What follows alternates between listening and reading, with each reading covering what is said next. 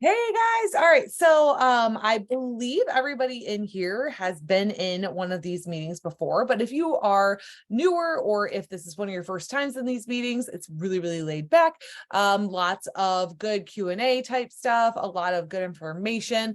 It's usually pretty like quick and easy, less than 30 minutes or so. And I just really like to hit some points home and give you guys some little takeaway tasks that you can really put to work. Obviously, whenever you have any questions at all, if you don't feel comfortable asking on these calls, you are welcome to ask me individually afterwards, just the two of us. So that is not a problem whatsoever.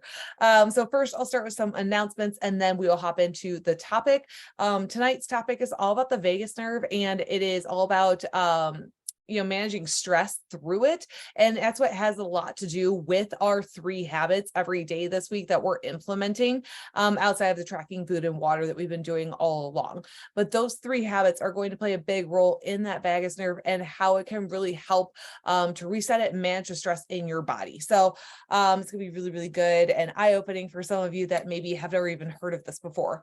As far as announcements go, all assessments are completed. So remember that next week is the last week of this current challenge. So that means upload as many sets of photos as you like between Monday and Sunday.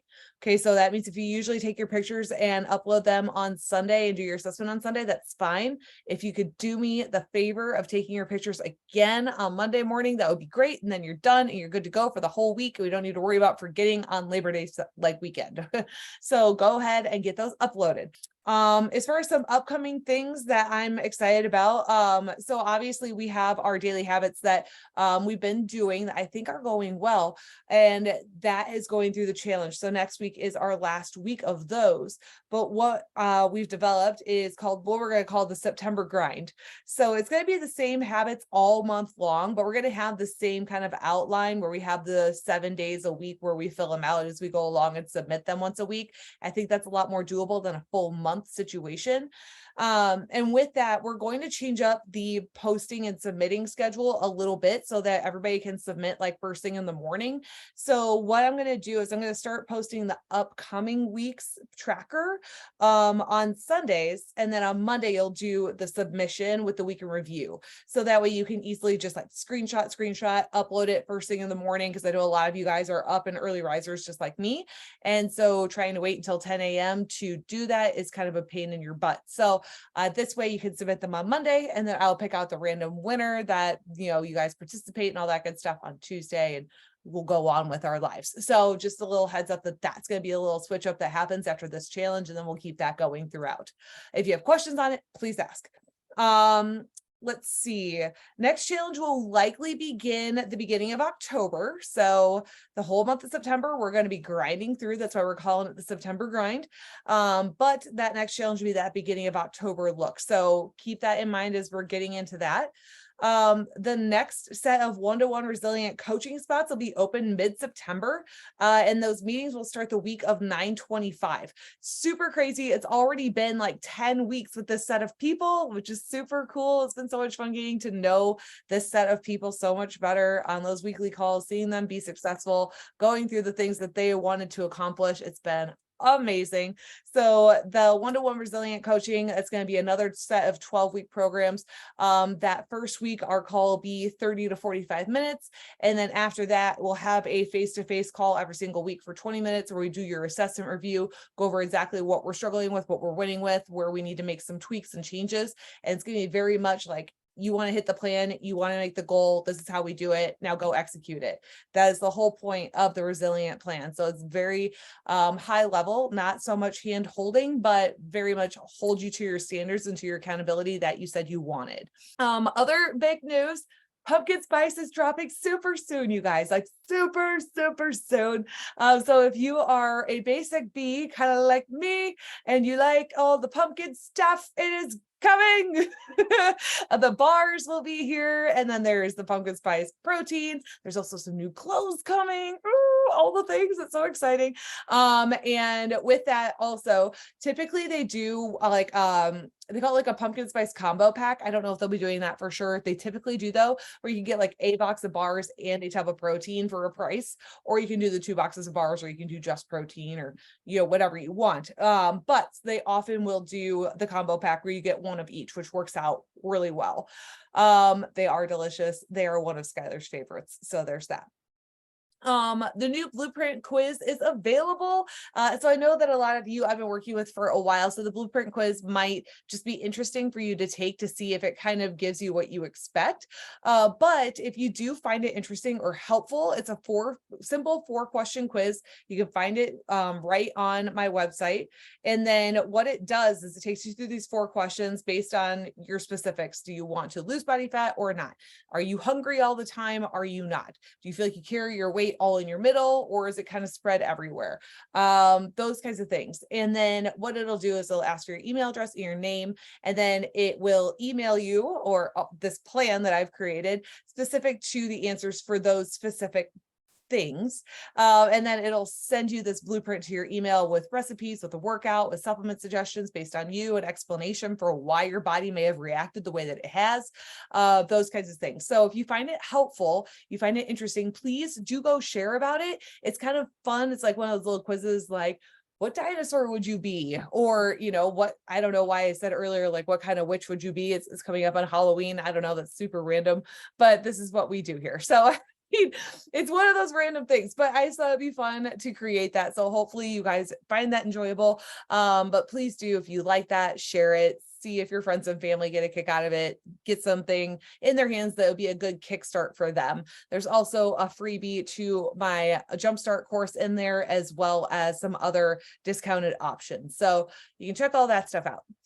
Aside from that, please keep on sending over any questions on anything, especially supplements, before you order. If you're new here, I want to make sure you're getting your hands on the right supplements for your goals. We're putting your money where it means most to you, and we're not wasting that.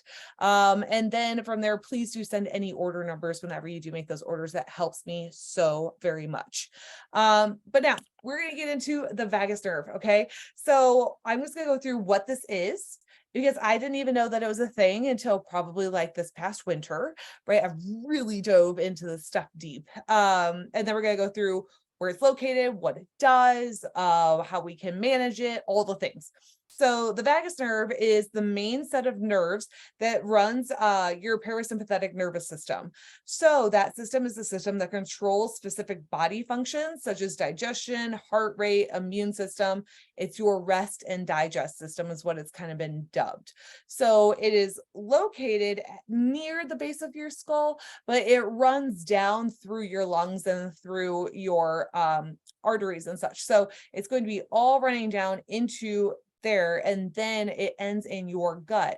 So it is like a highway, direct highway path for your gut and your brain to have conversations all day long. So that is how all the different chemical responses get sent to and from your gut to your brain, so that we know when we need to stop eating, when we need to start eating, when we're getting tired, when we are scared, when we're nervous, when we don't feel well, when we've had something that doesn't agree with us.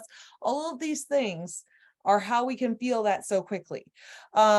This means that your cells in your gut have that direct link to the messages in your brain and gets there super, super fast. This is where that gut feelings kind of saying comes from, and why headaches can make us nauseous, right? Those kinds of things. That's why that happens so fast, because our gut is so closely connected to our brain. The vagus nerve is dubbed that rest and digest system. So if stress is constantly high, blood and nutrients are often sent, or they are sent away from the gut and away from the GI system to the muscle tissues to prepare muscles to retreat from threats. So what that means is all of the blood is in all of your limbs. Okay. And so it's not bringing nutrients and oxygen and blood to your digestive system, which means your digestive system slows down. Okay. So that can lead to all kinds of things that we'll get into. But what that also means, it's going to slow down the digestion rate. It's going to probably increase blood pressure, and it can keep cortisol levels a lot higher in your body. So if we are always stressed out, Hello, my stress ball over here. I've been working on that. Then what can happen is we run into all of these issues. So your food choices directly impact this nerve, and the messages directly getting sent as the cells will sense the poor quality foods or toxins and send signals to the brain to create inflammation. So for instance, on the daily habits list this week, the one of the new ones is what is your quality of food this week? So are you eating a lot of processed food? Are we eating at dining? Are we dining out? Are we going to restaurants? Are we eating fried foods? Are we eating pastries? Are we drinking soda? Are we drinking alcohol? These kinds of things, right? Is our quality of food poor or is it pretty good? Because if it's poor and we're getting all those gut inflammation signals sent from our brain to our digestive system, it's going to cause our digestive system to inflame. And that can lead to a host of issues if it's done over a long period of time, right? I've had this conversation with many of you many times, having poor quality foods over and over and over and over and over and over again, constantly keeping that gut inflammation high can lead to leaky gut syndrome, SIBO, IBS, tons more issues that can lead to a lot of problems long term. So really trying to keep that food quality really high quality most of the time is going to be really, really, really helpful for your body for keeping that inflammation lower in that gut specifically. Also, that on the flip side, when you're having good quality foods, then your body and your brain are going to be sending those signals back and forth that we're having the quality foods, getting the nutrients that we need, and therefore is going to lower those stress signals in our body as well, lower that inflammation signal in our body as well. Um, Building resilience to help your vagus nerve and body manage stress better. So that second question, did you do something hard today? Did you push yourself outside of your comfort zone today?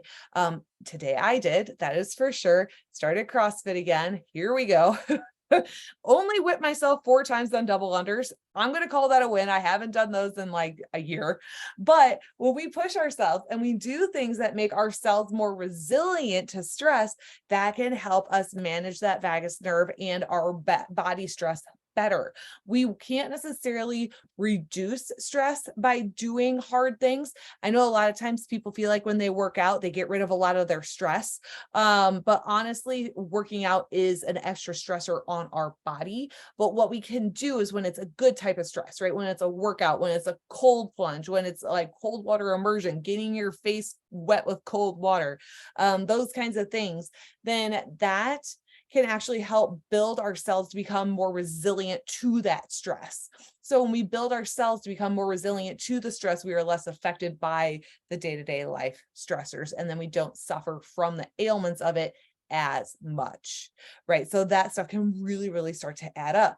So the key piece to this, though, is actually allowing yourself to recover properly to reduce that stress afterwards with sleep and nutrition choices, right? We can't just do hard workout day after day after day after day and expect our cells just continue getting stronger. We need to give ourselves some of that rest time as well. Remember, parasympathetic nervous system, vagus, those go together. We want that rest and digest to happen as well. So we don't want to keep our stress super high, even if it's good workout stress all the time. We want it to be in short bursts to help build that resilience and then bring back down that stress level, help our body build that resilience up. This is also why that cold plunging can be so effective, as it puts the body under a short-term stressor, builds that stronger and more resilient cell. I'm not going to make you guys all go cold plunge, but you're welcome to if you want to. Super unfortunate for those of you that have been here. My cold plunge sprung a leak, so she's gone. I'm going to have to get a new one, a new goat tank. maybe I'll splurge and get a better quality one this time. But yeah, she was leaking all over. So there's that. But anyway, moving on. The last habit that I wanted to talk about and how it's applicable to this week is deep breathing to focus and relax. Okay. This is something that I struggle with immensely, but it makes a really, really, really big difference. In fact, in our invest group, we're going to be talking specifically about this piece in depth the next week.